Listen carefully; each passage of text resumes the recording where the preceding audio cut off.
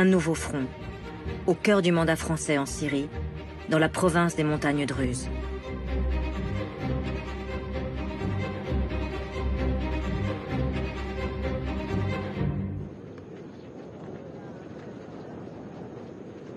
Cette fois, c'est l'incompétence des administrateurs militaires qui a déclenché l'incendie.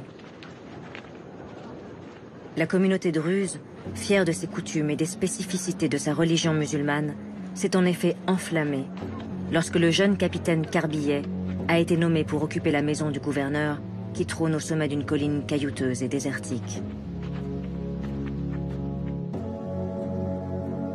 Malgré sa volonté de développer la région, l'officier est autoritaire et brutal, et il n'a que faire des traditions locales. Il devient très vite la bête noire des grandes familles, comme la famille El Atrache, qui structure la vie de la communauté depuis des siècles.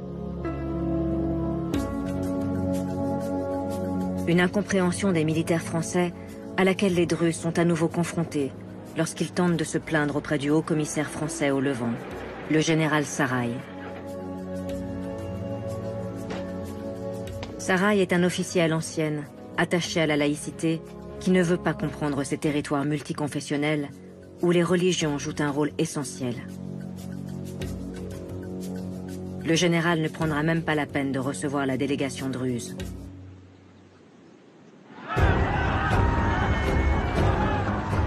Une somme de vexation qui déclenche une violente révolte.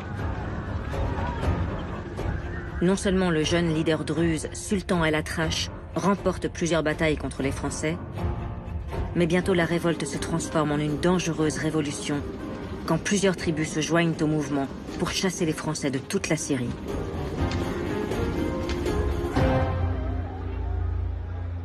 Les rebelles atteignent bientôt Damas. Alors, le général Gamelin, envoyé sur place pour mater la révolte, choisit la politique du chaos.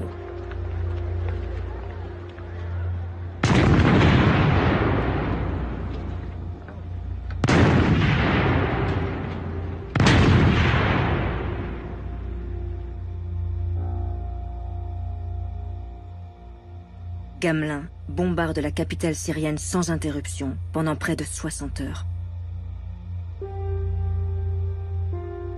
Après 3 jours, il ne reste rien des quartiers de Damas qui abritaient les rebelles.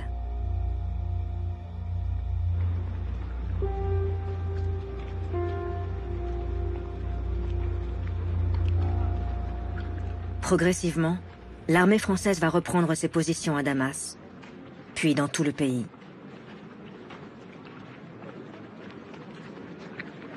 C'en est bientôt fini de la grande révolte syrienne qui a fait vaciller le mandat français.